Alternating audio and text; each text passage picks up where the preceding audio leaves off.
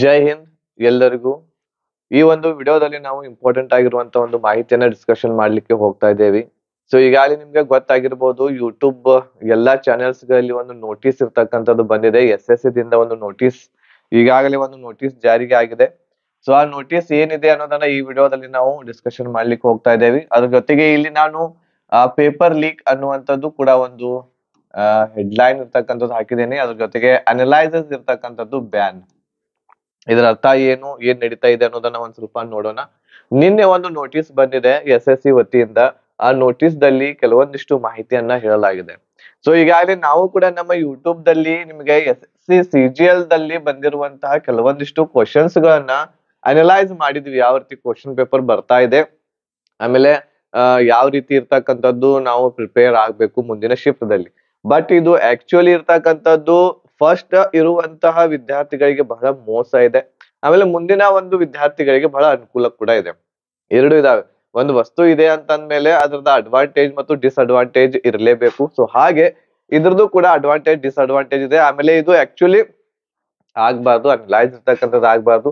ಬಹಳಷ್ಟು ವಿದ್ಯಾರ್ಥಿಗಳು ಇರ್ತಕ್ಕಂಥದ್ದು ಹೇಳ್ತಾ ಇದ್ರು, ಕನ್ನಡದಲ್ಲಿ ಯಾವ್ದು ಕೂಡ ನಮ್ಗೆ ಅನಲೈಸಿಸ್ ಸಿಗ್ತಾ ಇಲ್ಲ ಸರ್. ಬಟ್ ಬೇರೆ ರಾಜ್ಯದವರು ಹಿಂದಿಯಲ್ಲಿ ಅತಿ ಹೆಚ್ಚಾಗಿ ಮಾತನಾಡ್ತಾರೆ. ಅಲ್ಲಿರ್ತಕ್ಕಂತಹ ವಿದ್ಯಾರ್ಥಿಗಳು ಅನಲೈಸಿಸ್ ಗಳನ್ನ ನೋಡಿ ಹೋಗ್ತಾರೆ. ಅವರು ಒಳ್ಳೆ ರೀತಿಯಿಂದ ಪ್ರಿಪೇರ್ ಆಗ್ತಾರೆ, ಒಳ್ಳೆ ರೀತಿಯಿಂದ ಎಕ್ಸಾಮ್ ಅನ್ನ ಬರೀತಾರೆ ಅಂತ ಹೇಳಿ. ಬಟ್ ನಮ್ಮ ಕನ್ನಡದಲ್ಲಿ ನಮ್ಗೆ ಯಾವುದೇ ರೀತಿ ಇರುವಂತಹ ಈ ರೀತಿ ಸೌಲಭ್ಯಗಳು, ಈ ರೀತಿ ಇರುವಂತಹ ಅನಲೈಸ್ ನಮಗ್ ನೋಡಕ್ ಸಿಗಂಗಿಲ್ಲ ಸರ್, ನೀವು ಮಾಡ್ರಿ ಅಂತ ಹೇಳಿದ್ರು. ಒಂದೇ ನೀನು ಕೂಡ ಒಂದು ವಿಡಿಯೋ ಮಾಡಿದೆ ನಾನು ಅನಲೈಸ್ GKದ್ದು. ಅದ್ರ ಜೊತೆಗೆ ಅದ್ರ ಹಿಂದಿನ ಒಂದು ಒಂದೇ ಶಿಫ್ಟ್ ನಾ ಮಾಡಿದ್ದೆ. ಬಟ್ ಹೇಗಿರ್ತೈತಿ ಎಕ್ಸಾಮ್ ಅನ್ನ ತಿಳಿಸ್ಕೊಡ್ಲಿಕ್ಕೆ ಮಾಡಿದ್ದೆ. ಬಟ್ ಆಕ್ಚುಲಿ ನಾವು ನೋಡೋದಾದ್ರೆ ಇದು ಒಂದು ತರಹದ ಪೇಪರ್ ಲೀಕ್ ಇರುವ ಹಾಗೇನೆ ಇದೆ. ನಾವು ಕೂಡ ಬೇರೆಯವರು ವಿದ್ಯಾರ್ಥಿಗಳು ಹೇಳಿರುವಂತ ಕ್ವಶನ್ಸ್ ಗಳನ್ನ ನಾವು ನಿಮ್ ಜೊತೆಗೆ ಡಿಸ್ಕಷನ್ ಮಾಡ್ತೀವಿ. ನಾವು ಅಲ್ಲಿ ಹೋಗಿ ನೋಡಿರೋದಿಲ್ಲ ಇದ ಕ್ವಶನ್ ಬಂದೈತಿ ಅಥವಾ ಹಿಂಗ ಐತಿ ಅಂತ ನಮಗೂ ಕೂಡ ಗೊತ್ತಿರೋದಿಲ್ಲ. ಯಾವಾಗಿನವರೆಗೆ ಏನು ನಿಮ್ಮ ಕೀ ಆನ್ಸರ್ಸ್ ಗಳು ಬರೋದಿಲ್ಲ, ಅವಾಗಿನವರೆಗೆ ನಮಗೂ ಕೂಡ ಗೊತ್ತಾಗೋದಿಲ್ಲ ಯಾವ ರೀತಿ ಇರ್ತಕ್ಕಂಥದ್ದು ಕ್ವಶನ್ಸ್ ಗಳು ಇರ್ತಾವಂತೆ. ಇದರಿಂದ ಬಹಳಷ್ಟು ಮೊದಲಿರುವಂತಹ ವಿದ್ಯಾರ್ಥಿಗಳಿಗೆ ಬಹಳಷ್ಟು ಏನು ಅಂತಂದ್ರೆ ಇಫೆಕ್ಟ್ ಆಗುತ್ತೆ. ಯಾಕಂತಂದ್ರೆ ಅವ್ರಿಗೆ ಏನೂ ಗೊತ್ತಿರೋದಿಲ್ಲ. ಉದಾಹರಣೆಗೆ 9ನೇ ತಾರೀಕಿಗೆ ಫಸ್ಟ್ ಶಿಫ್ಟ್ ದೊಳಗೆ ಇರುವಂತಹ ವಿದ್ಯಾರ್ಥಿಗಳಿಗೆ ಏನೂ ಗೊತ್ತಿರೋದಿಲ್ಲ. ಯಾವ ಟಾಪಿಕ್ ಮೇಲೆ ಕ್ವಶನ್ಸ್ ಬರ್ತಾ ಇದೆ, ಹೇಗ್ ಬರ್ತಾ ಇದೆ ಏನೂ ಗೊತ್ತಿರಂಗಿಲ್ಲ. ಅವ್ರು ಹೋಗಿ ಎಕ್ಸಾಮ್ ಅನ್ನ ಬರೆದು ಬರ್ತಾರೆ. ಬಟ್ ನೆಕ್ಸ್ಟ್ 10 ಅಥವಾ 11ನೇ ತಾರೀಕಿಗೆ ಇರುವಂತಹ ಎಕ್ಸಾಮ್ ವಿದ್ಯಾರ್ಥಿಗಳಿಗೆ ಇಲ್ಲಿ ನಾವೇನ್ ಅನಲೈಸ್ ಮಾಡಿರ್ತೇವೆ ಇದನ್ನೆಲ್ಲ ವಿದ್ಯಾರ್ಥಿ ಇರ್ತಕ್ಕಂಥವ್ನು ಇಲ್ಲಿ ನೋಡ್ತಾನೆ. ಇಲ್ಲಿ ನೋಡಿ ಒಳ್ಳೆ ರೀತಿಯಿಂದ ಸ್ಕೋರ್ ಅನ್ನ ಬರಿತಾನೆ. ಇದು ಸ್ಕೋರ್ ಒಳ್ಳೆ ರೀತಿಯಿಂದ ಎಕ್ಸಾಮ್ ಅನ್ನ ಅಟೆಂಪ್ಟ್ ಮಾಡ್ತಾನೆ, ಒಳ್ಳೆ ರೀತಿಯಿಂದ ಬರಿತಾನೆ ಅವನು. ಬಟ್ ಇನ್ನೊಂದು ಏನು ಅಂತಂದ್ರೆ SSC ನನಗನ್ಸೋ ಮಟ್ಟಿಗೆ ಇದೇನು ನೋಟಿಸ್ ಬಂದಿದೆ. ಈಗ ಇಲ್ಲಿ ಒಂದು ನೋಟಿಸ್ ತೋರಿಸ್ತೇನೆ ನಿಮ್ಗೆ. ಈ ನೋಟಿಸ್ ಆಕ್ಚುಲಿ ಏನಿದೆ ಅಂತಂದ್ರೆ ಇಲ್ಲಿ mall practice in examination conducted by the commission ಅಂತ ಇದೆ. ಅಂತಂದ್ರೆ ಇಲ್ಲಿ ಯಾರಾದರೂ ನೀವು ಎಕ್ಸಾಮ್ ಒಳಗ್ ಹೋಗಿರ್ತೇರಿ, ಈಗ ಬಹಳಷ್ಟು ದೊಡ್ಡ ದೊಡ್ಡ ಯೂಟ್ಯೂಬ್ ಚಾನೆಲ್ಸ್ ಗಳಿದಾವೆ. ಅವ್ರೆಲ್ಲರೂ ಏನ್ ಮಾಡ್ತಾರ ಅಂತಂದ್ರ ತಮ್ಮದೇ ಆಗಿರುವಂತಹ ಅಭ್ಯರ್ಥಿಗಳನ್ನ ಅಪ್ಲಿಕೇಶನ್ ಗಳನ್ನ ಹಾಕಿಸ್ತಾರೆ, ಅವ್ರಿಗೆ ಕಳಿಸ್ತಾರೆ. ಅವ್ರಿಗೆ ಕಳಿಸಿ ಅಲ್ಲಿ ಆಕ್ಚುಲಿ ಅವರು ಎಕ್ಸಾಮ್ ಪಾಸ್ ಮಾಡ್ಕೊಳ್ಬೇಕು ಅಂತ ಹೋಗಿರೋದಿಲ್ಲ. ಅವ್ರ ಕ್ವಶನ್ಸ್ ಯಾವ್ದು ಇರ್ತಾವ ಅದನ್ನ ನೋಡ್ಕೊಳ್ಲಿಕ್ಕೆ ಹೋಗಿರ್ತಾರೆ.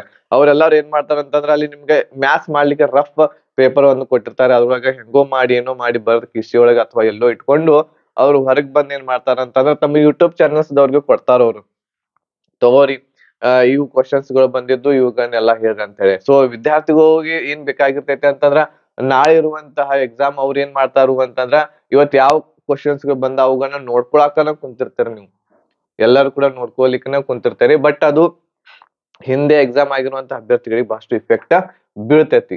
ಸೊ ಅದ್ರ ಸಲುವಾಗಿ SSC ಇರುವಂತದ್ದು ಒಂದು ನೋಟಿಸ್ ಜಾರಿಗೆ ಮಾಡಿದೆ ನಿನ್ನೆ ಇರ್ತಕ್ಕಂಥದ್ದು. ಇದ್ರೊಳಗ ಯಾರಾದ್ರೂ ನೀವು ಎಕ್ಸಾಮ್ ಸೆಂಟರ್ಗೆ ಹೋಗಿ ಅಲ್ಲಿ ಕ್ವಶನ್ಸ್ ಗಳು ಯಾವ್ಯಾವ ಬಂದಿದ್ದು ಅದನ್ನ ಬರ್ಕೊಂಡ್ ಬರೋದಾಗಿರ್ಬೋದು, ಅಥವಾ ಯೂಟ್ಯೂಬ್ ಚಾನೆಲ್ಸ್ ದವರು ಎಕ್ಸಾಮ್ ಸೆಂಟರ್ ಗಳ ಹೊರಗಡೆ ಇಂಟರ್ವ್ಯೂ ಮಾಡ್ತಿರ್ತಾರೆ. ಯಾವ ಕ್ವಶನ್ ಬಂದಿತ್ತು, ಯಾವ ರೀತಿ ಇರುವಂತ, ಆ ರೀತಿ ಅಂತೂ ನಾವು ಯಾವ್ದೇ ರೀತಿ ಇರುವಂತದ್ದು ಮಾಡೋದಿಲ್ಲ. ಯಾವ ಕ್ವಶನ್ ಬಂದಿತ್ತು, ಯಾವ ಟಾಪಿಕ್ ಮೇಲೆ ಬಂದಿತ್ತು, ಯಾವ ಸಬ್ಜೆಕ್ಟ್ ಮೇಲೆ ಹೆಚ್ಚು ಹಿಡಿತಾ ಇತ್ತು, ಅಥವಾ ಯಾವ ಟಫ್ ಇತ್ತು ಸಬ್ಜೆಕ್ಟ್ ಅಂತ ಹೇಳಿ ಕೇಳ್ತಾರೆ. ಆ ರೀತಿ ಮಾಡುವಂತಿಲ್ಲ ಅಂತ ಹೇಳಿ ಸ್ಪಷ್ಟವಾಗಿ ಇಲ್ಲಿ ಹೇಳಲಾಗಿದೆ. ಅದ್ರ ಜೊತೆಗೆ ಇನ್ನೊಂದು ಇಲ್ಲಿ ವರ್ಡ್ ಅನ್ನು ಯೂಸ್ ಮಾಡಿದ್ದಾರೆ. ಯೂಟ್ಯೂಬ್ ಮತ್ತು ಟ್ವಿಟರ್ ಮತ್ತು ಫೇಸ್ಬುಕ್ ದಲ್ಲಿಯೂ ಕೂಡ ಯಾವುದೇ ರೀತಿ ಇರುವಂತಹ ಕ್ವಶನ್ಸ್ ಗಳನ್ನ ಈ ರೀತಿ ಡಿಸ್ಕಷನ್ ಮಾಡೋದಿಲ್ಲ ಅಂತ ಹೇಳಿ. ಸೊ ಈಗಾಗಲೇ ಯೂಟ್ಯೂಬ್ ದಲ್ಲಿ ಬಹಳಷ್ಟು ಚಾನೆಲ್ಸ್ ಗಳಿದಾವೆ. ಈಗ ನಾವು ಈ ಒಂದು ಕ್ವಶನ್ಸ್ ಗಳನ್ನ ಬಂದ್ ಮಾಡಬಹುದು ನಾವು. ನಮ್ಮ ಕರ್ನಾಟಕದೊಳಗಂತೂ ಇಲ್ವೇ ಇಲ್ಲ. ಸೊ ನಾನೇ ಒಂದು ಎರಡು ಶಿಫ್ಟ್ ಮಾಡಿದ್ದೆ ವಿದ್ಯಾರ್ಥಿಗಳಿಗೆ ಅನುಕೂಲ ಆಗ್ಲಿ ಅಂತ ಹೇಳಿ. ಬಟ್ ಹಿಂದಿನ ವಿದ್ಯಾರ್ಥಿಗಳಿಗೆ ಅದು ತಪ್ಪಾಗೆ ಆಗುತ್ತೆ. ಅವ್ರಿಗೆ ಆ ಮೋಸ ಆದಂಗ ಆಗೇ ಆಗ್ತೈತಿ. ಬಟ್ ಇನ್ನು ಮುಂದೆ ಏನ್ ಮಾಡೋಣ ಅಂತಂದ್ರೆ ನಮ್ಮ ಒಂದು ಯೂಟ್ಯೂಬ್ ಚಾನೆಲ್ ದಲ್ಲಿ ನಿಮ್ಗೆ ಎಕ್ಸ್ಪೆಕ್ಟೆಡ್ ಕ್ವಶನ್ಸ್ ಗಳನ್ನ ಕೊಡ್ತೇನೆ ನಾನು. ಆ ಎಕ್ಸ್ಪೆಕ್ಟೆಡ್ ಕ್ವಶನ್ಸ್ ಗಳನ್ನ ನೋಡ್ಕೊಂಡು ಹೋಗ್ರಿ ನೀವು. ನಿಮ್ಗೆ ಏನಾಗುತ್ತೆ ಒಂದು ಒಳ್ಳೇದಾಗೆ ಆಗುತ್ತೆ. ಸೊ ಅನಲೈಸಿಸ್ ಇರ್ತಕ್ಕಂಥದ್ದು ಮಾಡೋದಾ ಇನ್ ಮುಂದೆ ಬೇಡ. ಓಕೆ, ಯಾಕಂತಂದ್ರೆ ಆಕ್ಚುಲಿ ತಪ್ಪನೇ ಇರುವಂತದ್ದು. ಸೊ ಇದು ಈಗ ಇಲ್ಲಿ ಯೂಟ್ಯೂಬ್ ದೊಳಗ ಈಗ ನಾವ್ ಮಾಡೋದನ್ನ ಬಿಡಬಹುದು, ಬಟ್ ಬೇರೆಯವರು ಮಾಡೋದನ್ನ ಬಿಡ್ಬೇಕಲ್ಲ. ಸೊ ಇನ್ನು ಬಹಳಷ್ಟು ಆ ರೀತಿ ಯೂಟ್ಯೂಬ್ ಚಾನೆಲ್ಸ್ ಗಳಿದಾವೆ, ಅವರು ಕೂಡ ಬಂದ್ ಮಾಡ್ಬೇಕು ಅದನ್ನ.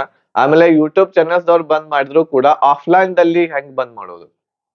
ಆಫ್ಲೈನ್ ದಲ್ಲಿ ಕೂಡ ಬಹಳಷ್ಟು ಸಾವಿರಾರು ವಿದ್ಯಾರ್ಥಿಗಳು ಇರ್ತಾರೆ. ಅಲ್ಲಿ ಇರ್ತಕ್ಕಂಥ ಟೀಚರ್ಸ್ ಗಳಲ್ಲಿ ಹೋಗಿ ಡಿಸ್ಕಷನ್ ಮಾಡಿ ಆಫ್ಲೈನ್ ದೊಳಗೆ ಇರುವಂತಹ ವಿದ್ಯಾರ್ಥಿಗಳ ಜೊತೆಗೆ ಡಿಸ್ಕಷನ್ ಮಾಡಿದ್ರು ಅಂತಂದ್ರ ಅಲ್ಲಿ ಏನಾಗುತ್ತೆ ಅಂತಂದ್ರೆ ಅಲ್ಲಿ ಬೇರೆದವ್ರಿಗೆ ಮೋಸ ಆಗೇ ಆಗುತ್ತೆ. ಸೊ ಹಾಗಾಗಿ ಇದನ್ನ ಈಗ ಆನ್ಲೈನ್ ದಲ್ಲಿ ಇರುವಂತಹ ಏನ್ ಮೀಡಿಯಾಸ್ ಗಳಿದಾವೆ, ಮಾಸ್ ಮೀಡಿಯಾಸ್ ಗಳು, ಅವುಗಳ ಮೇಲೆ ಒಂದು ಕಡಿವಾಣ ಇರ್ತಕ್ಕಂಥದ್ದು SSC ದವ್ರು ಹಾಕಿದ್ದಾರೆ. ಬಟ್ ಆಫ್ಲೈನ್ ದಲ್ಲಿ ಹೇಗೆ ಅನ್ನೋದು ಅದು ಕೂಡ ಒಂದು ದೊಡ್ಡದಾಗಿರುವಂತಹ ಪ್ರಶ್ನೆ ಐತಿ. ಅಲ್ಲಿಯೂ ಕೂಡ ಏನಾಗ್ಬೇಕು, ಆಕ್ಚುಲಿ ನನಗ್ ಅನ್ಸ್ಬಿಟ್ಟು ನೋಡ್ರಿ, ಆಫ್ಲೈನ್ ದೊಳಗ ಅವ್ರು ಬಂದ್ ಮಾಡಕ್ ಆಗಂಗಿಲ್ಲ. ಅದೇ ಪ್ರತಿಯೊಂದು ಕೋಚಿಂಗ್ ಸೆಂಟರ್ ದಲ್ಲಿ ಹೋಗಿ ನೋಡಕ್ ಆಗಂಗಿಲ್ಲ. ನೀವು ಕ್ವಶನ್ ಗಳನ್ನ ಹೇಳಾಕತ್ತೀರೇನ್ರಿ, ಅವುಗಳನ್ನ ರಿಪೀಟ್ ಮಾಡಾಕತ್ತೀರೇನ್ರಿ, ಅನಲೈಸ್ ಮಾಡಾಕತ್ತೀರೇನ್ರಿ ನೋಡಕ್ ಆಗಂಗಿಲ್ಲ. ಇದು ಎಲ್ಲಾರ್ಗು ಕಣ್ಣಿಗ್ ಕಾಣ್ತೈತ್ ನಮ್ದು ಯೂಟ್ಯೂಬ್. ಇದನ್ನ ಅವ್ರು ಬಂದ್ ಮಾಡಬಹುದು, ಬಟ್ ಆಫ್ಲೈನ್ ದೊಳಗ್ ಬಂದ್ ಮಾಡಕ್ ಆಗಂಗಿಲ್ಲ. ಸೊ ಹಾಗಾಗಿ ಇದು ಎಲ್ಲರ್ಕಿಂತ ದೊಡ್ಡ ತಪ್ಪು ಯಾರ್ದು ಅಂತ ಅನಿಸ್ತೈತಿ ಅಂತಂದ್ರೆ SSC ದವ್ರದನ್ನ ನನಗ್ ಅನಿಸ್ತೈತಿ. SSC ದವ್ರ ಏನ್ ಎಕ್ಸಾಮ್ ಅನ್ನ ಕಂಡಕ್ಟ್ ಮಾಡ್ತಾರ ಅವ್ರದ ಒಂದು ದೊಡ್ಡ ತಪ್ಪ ಅಂತ ಅನ್ಸತಿ. ಯಾಕಂತಂದ್ರೆ ಇಲ್ಲಿ SSC ದವ್ರು ಒಂದು ತಪ್ಪು ಏನ್ ಮಾಡಾಕತ್ತಾರ ಅಂತಂದ್ರ ರಿಪೀಟ್ ಕ್ವಶನ್ಸ್ ಗಳನ್ನ ಮಾಡಾಕತ್ತಾರ. ಈಗ ಉದಾಹರಣೆಗೆ MTS ದಲ್ಲಿ ಬಂದಿರುವಂತಹ ಕ್ವಶನ್ ಏನ್ ಮಾಡ್ತಾರು ಅಂತಂದ್ರ ಅದನ್ನ CGL ದೊಳಗ್ ಹಾಕ್ತಾರು. CGL ದಲ್ಲಿ ಬಂದಿರುವಂತಹ ಕ್ವಶನ್ CHSL ದಲ್ಲಿ ಹಾಕ್ತಾರು. CHSL ದಲ್ಲಿ ಬಂದಿರುವಂತಹ ಕ್ವಶನ್ GD ದೊಳಗ್ ಹಾಕ್ತಾರು. ರಿಪೀಟ್ ಆಗತ್ತಾವ ಎಲ್ಲಾ ಕ್ವಶನ್ಸ್ ಗಳು. ಎಲ್ಲಿ SSC ದೊಳಗ್ ಮಾತ್ರ. ಈಗ ಮನೆ UP ಪೊಲೀಸ್ ಕಾನ್ಸ್ಟೇಬಲ್ ಇರ್ತಕ್ಕಂಥದ್ದು ಎಕ್ಸಾಮ್ ಆಯ್ತು, ಅದು ಕೂಡ ಬಹಳಷ್ಟು ಶಿಫ್ಟ್ ಗಳಲ್ಲಿ ಎಕ್ಸಾಮ್ ನ ಕಂಡಕ್ಟ್ ಮಾಡಿದ್ರು. ಬಟ್ ಅಲ್ಲಿ ಕ್ವಶನ್ಸ್ ಗಳು ಹೆಂಗಿದ್ವು ಅಂತಂದ್ರ ಪ್ರತಿಯೊಂದು ಶಿಫ್ಟ್ ದಲ್ಲಿಯೂ ಕೂಡ ಒಂದು ಹೊಸದಾಗಿರುವಂತದ್ದು ನೋಡ್ಲಿಕ್ಕೆ ನಮ್ಗೆ ಸಿಕ್ಕಿತ್ತು. ಅಲ್ಲಿ ಹೊಸದಾಗಿನ ಕ್ವಶನ್ಸ್ ಗಳ ಪ್ರತಿಯೊಂದು ಶಿಫ್ಟ್ ದಲ್ಲಿ ಹೊಸದಾಗಿರುವಂತ ಕ್ವಶನ್ಸ್ ಪ್ಯಾಟರ್ನ್ ಇರ್ತಕ್ಕಂಥದ್ದು ನೋಡಕ್ ಸಿಕ್ತು. ಆ ರೀತಿ ಇರ್ತಕ್ಕಂಥದ್ದು ನಮ್ಮ ಈ ಒಂದು SSC ಕೂಡ ಇಲ್ಲಿ ಮಾಡ್ಬೇಕಾಗಿರುವಂತದ್ದು ಇವತ್ತು. ಈ SSC ಬರೀ ರಿಪೀಟ್ ಮಾಡ್ತಾ ಇರೋದ್ರಿಂದನೇ ಈ ರೀತಿ ಆಗ್ತಾ ಇದೆ ಅದು. ಸೊ SSC ದವರು ಏನ್ ಮಾಡ್ಬೇಕು ಅಂತಂದ್ರೆ ಚೇಂಜ್ ಮಾಡಿದ್ರು ಅಂತಂದ್ರೆ ಪ್ಯಾಟರ್ನ್ ಆಟೋಮೆಟಿಕ್ ಅನಲೈಸ್ ಇರ್ತಕ್ಕಂಥದ್ದು ಯಾವ್ದಕ್ಕೂ ಯೂಸ್ ಆಗೋದಿಲ್ಲ. ನಾವ್ ಅನಲೈಸ್ ಮಾಡಿದ್ರು ಕೂಡ ಮುಂದಿನ ವಿದ್ಯಾರ್ಥಿಗಳಿಗೆ ಅದು ಅನುಕೂಲ ಆಗಂಗಿಲ್ಲ.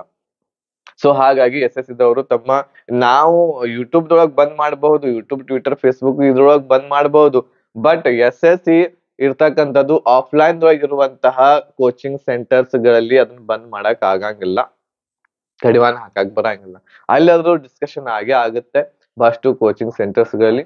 ಸೊ ಹಾಗಾಗಿ SSC ದವ್ರನ್ನ ಏನ್ ಮಾಡ್ಬೇಕು ಅಂತಂದ್ರ ತಮ್ಮದೇ ಇನ್ನು ಮುಂದೆ ಬರುವಂತಹ ಏನೇ ಎಕ್ಸಾಮ್ಸ್ ಗಳಿದಾವೆ, ಮುಂದೆ ಇನ್ನ MTS ಎಕ್ಸಾಮ್ ಬರ್ತಾ ಇದೆ. ಸೊ ಅದಕ್ಕೆ ಏನ್ ಮಾಡ್ಬೇಕು ಅಂತಂದ್ರ ಪ್ರತಿಯೊಂದರಲ್ಲಿಯೂ ಕೂಡ ಪ್ಯಾಟರ್ನ್ ಇರ್ತಕ್ಕಂಥ ಪ್ರತಿಯೊಂದು ಶಿಫ್ಟ್ ದಲ್ಲಿಯೂ ಕೂಡ ಏನ್ ಮಾಡ್ಬೇಕು, ಪ್ಯಾಟರ್ನ್ ಗಳನ್ನ ಚೇಂಜ್ ಮಾಡ್ಬೇಕು. ಆಮೇಲೆ ಕ್ವಶನ್ಸ್ ಗಳನ್ನ ಡಿಫ್ರೆಂಟ್ ಕ್ವಶನ್ಸ್ ಗಳನ್ನ ಹಾಕ್ಬೇಕು. ಪ್ರತಿಯೊಂದು ಶಿಫ್ಟ್ ದಲ್ಲಿ ಒಂದು ಹೊಸದಾಗಿರುವಂತದ್ದು ಏನಾದ್ರು ನೋಡಾಕ್ ಸಿಗ್ಬೇಕು. ಸೊ ಅಂತಹದ್ದು ಒಂದು ಮಾಡಿದ್ರೆ ಮಾತ್ರ ಇಲ್ಲಿ ಕರೆಕ್ಟ್ ಆಗಿರುವಂತ ಒಂದು ಕಾಂಪಿಟೇಷನ್ ಇರ್ತೈತಿ. ಕಟ್ ಆಫ್ ಹೈ ಹೋಗುದು ಏನಾಗ್ತೈತಿ, ಒಂದು ಲೆವೆಲ್ಗೆ ಕಡಿಮೆ ಇರ್ತಕ್ಕಂಥದ್ದು ಆಗುತ್ತೆ.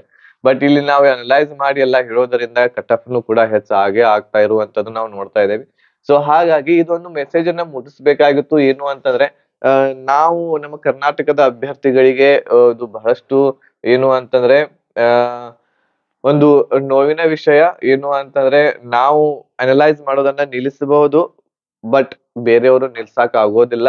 ಯಾಕಂತಂದ್ರೆ ಅವರು ಅನಲೈಸ್ ಮಾಡೋರನ್ನ ಮಾಡ್ತಾನೆ ಹೋಗ್ತಾರೆ. ಬಟ್ ನಮ್ಮಲ್ಲಿ ನಾವು ಮಾಡ್ತೇವೆ ನಿಮ್ಗಾಗಿ. CHS ಅಲ್ಲಿ ಯಾರೇ ಇರ್ಲಿ SSC ಎಕ್ಸಾಮ್ಗೆ ಪ್ರಿಪೇರ್ ಆಗ್ತಾ ಇರುವಂತಹ ಅಭ್ಯರ್ಥಿಗಳಿಗೆ ಅನಲೈಸ್ ಮಾಡೋದನ್ನ ಬಿಟ್ಟು ನಾವ್ ಏನ್ ಮಾಡ್ತೇವೆ ಅಂತಂದ್ರೆ ನಿಮ್ಗೆ ಎಕ್ಸ್ಪೆಕ್ಟೆಡ್ ಇರುವಂತಹ ಕ್ವಶನ್ಸ್ ಗಳನ್ನ ಪ್ರಾಕ್ಟೀಸ್ ಇರ್ತಕ್ಕಂಥದ್ದು ಮಾಡಿಸ್ತೇವೆ. ಸೊ ಅವುಗಳನ್ನ ನೀವು ನೋಡ್ರಿ, ಅದು ನಿಮ್ಗೆ ಹೆಲ್ಪ್ಫುಲ್ ಆಗೇ ಆಗುತ್ತೆ.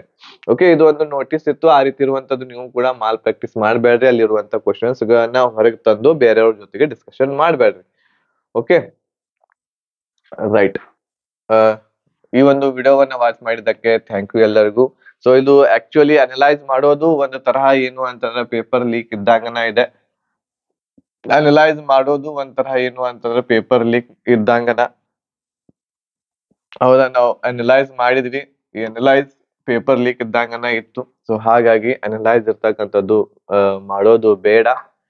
ಸೊ ಆಕ್ಚುಲಿ ನಾನು ಮಾಡಿರಕ್ಕಿನ್ನ ಇಲ್ಲ ಇದು ವಿಡಿಯೋಸ್ ಗಳನ್ನ ಅನಲೈಸ್. ಬಟ್ ಎಲ್ಲರೂ ಅನ್ನಕತ್ರು ಏನು ಅಂತಂದ್ರೆ, ಬೇರೆಯವರು ಹಿಂದಿದೊಳಗಾಗಿರ್ಬಹುದು, ಬೇರೆ ಬೇರೆ ಚಾನೆಲ್ಸ್ ಗಳಲ್ಲಿ ಬೇರೆಯವರು ರಾಜ್ಯ ವಿದ್ಯಾರ್ಥಿಗಳಿಗೆ ಅನುಕೂಲ ಆಗುತ್ತೆ ಸರ್. ನಮ್ ಕರ್ನಾಟಕದಲ್ಲಿ ಯಾವ್ದೂ ಇಲ್ಲ, CGL ಅವ್ರು ಹೇಳೋರ ಯಾರು ಇಲ್ಲ ನಮ್ಗೆ.